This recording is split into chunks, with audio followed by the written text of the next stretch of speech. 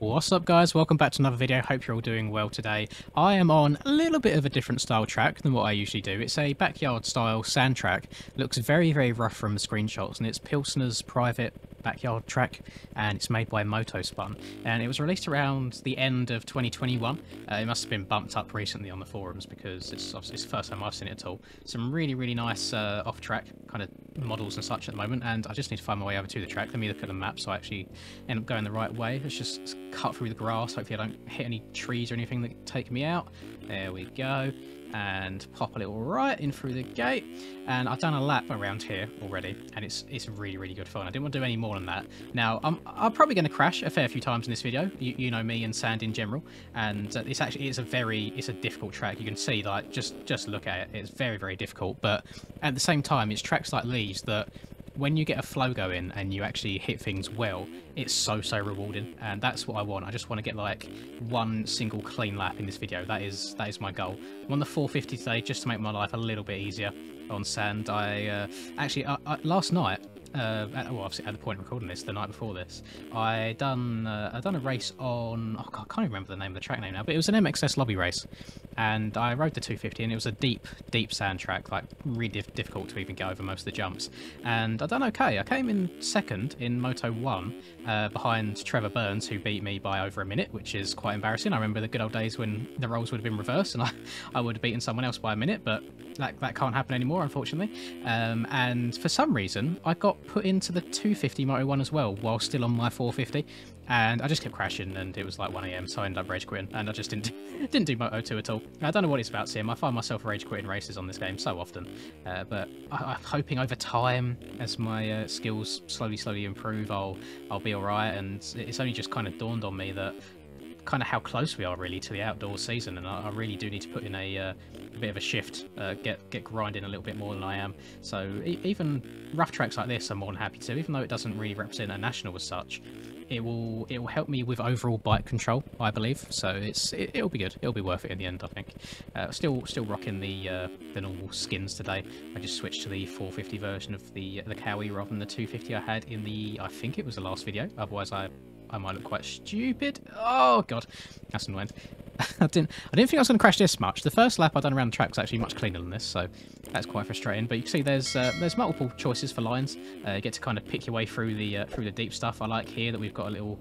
It's not a split section, though, but it does resemble a good kind of backyard track where, oh, maybe this part's got too rough where I've ridden it over the course of like months, for example. Let me switch it up and just make another corner just from the bike. And I always say it when I do tracks like these, even across on MX bikes and things like that, is I wish I had some land outside the back of my house just to be able to go and run laps whenever I wanted. Imagine just getting home from work, chucking your gear on, putting a bit of fuel in the bike, going and running even like 30 minutes of laps, just riding round and round. It would just be so good, so much fun. I'm very jealous of all you guys that do have land that you can do this on.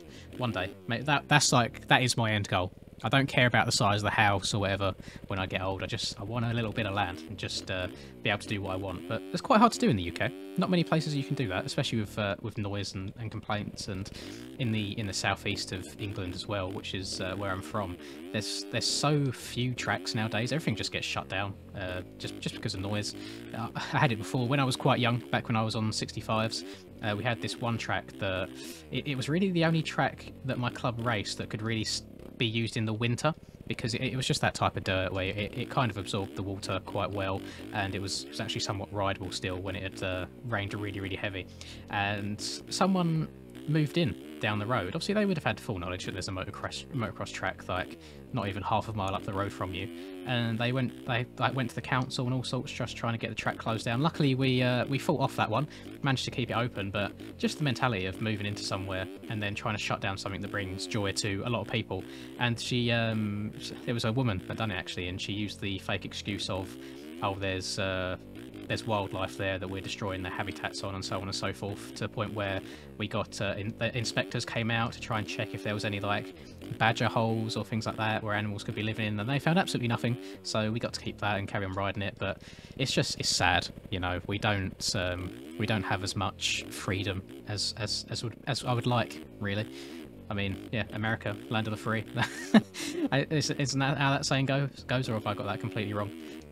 I digress. But this is it's a really good track. It might not look like I'm enjoying it because I've crashed so many bloody times, like every other corner, but I absolutely am. I really enjoy this sort of thing, and it gives me, like, it's not an enduro by any means, but it gives me that same sort of feeling where you kind of got to pick your way through. I feel like first person might be a little bit easier in some aspects. Just with how I come into some of these corners, you can see that my the body of my rider blocks a lot of the ruts, so I can't actually see too much of what I'm coming up to or where I need to put the bike, which is also why the front end will kind of tuck over ruts or just crash in general. So first person is definitely better in that regards. However, I feel like in first person you do have to memorize the track so much more because it's quite hard to see what you're coming up to next, if that makes sense. So whilst I can see the next corner, I can't really see what's in front of me, whereas first person you can see directly what's in front of you, but you won't know what's coming up until you've kind of turned around that corner and you can actually see what's coming up next again. So it's always it's a bit of give and take. I'll be sticking to my my third person roots, so to speak, and I want to do an okay lap. I feel like I'm not doing this any justice whatsoever, and it was quite nice having a look at the description of this that it originally wasn't planned to be released because didn't think anyone would enjoy it, because nowadays on this, I'm not going to speak for everybody. I don't want anyone getting annoyed at what I'm about to say. A lot of the community like these like super unrealistic, high-speed, massive rutted tracks that just don't make sense. So to have a track like this that is more on the realism side of things, you know, I could see this being a legit track that you can't hit it max 10 everywhere unless you're goated, unlike me.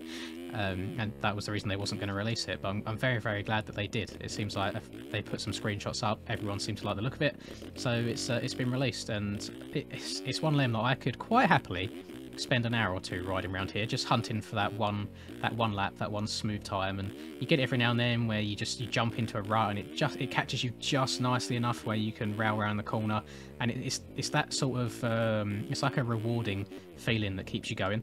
And oh god, I keep jumping kind of diagonally, so it kicks the back end out on the face of jump. I need to hit it a little bit straight. Oh my god, up and over that.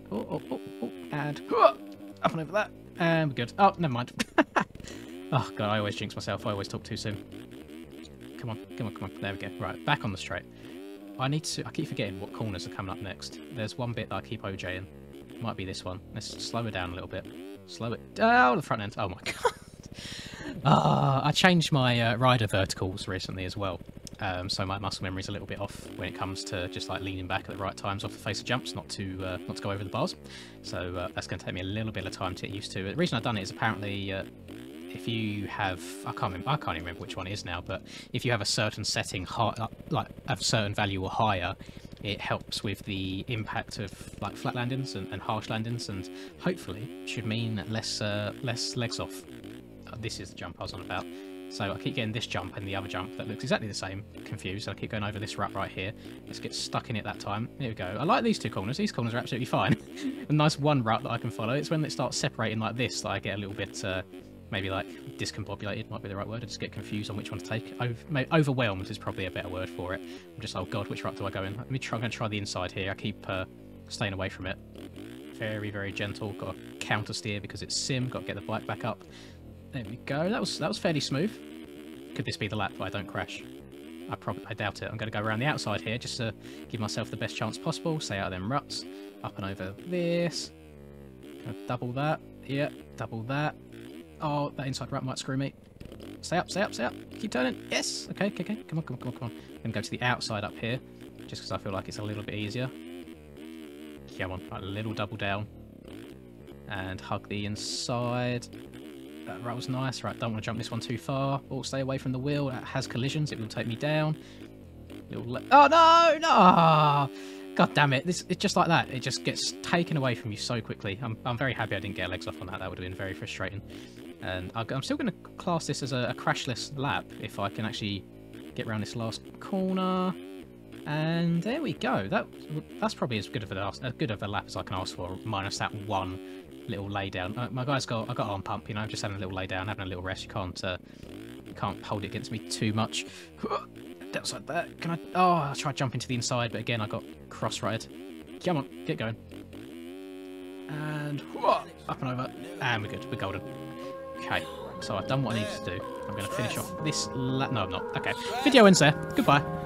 I'm working hard, I'm sacrificing my life, I'm sacrificing my mind, I'm sacrificing my sanity, but most importantly, I'm sacrificing my time. Boy, I feel fine, I feel like I am a king. Honestly, I can't complain. Even with faith that's the size of a grain of some salt, I will still move a mountain and do what I want.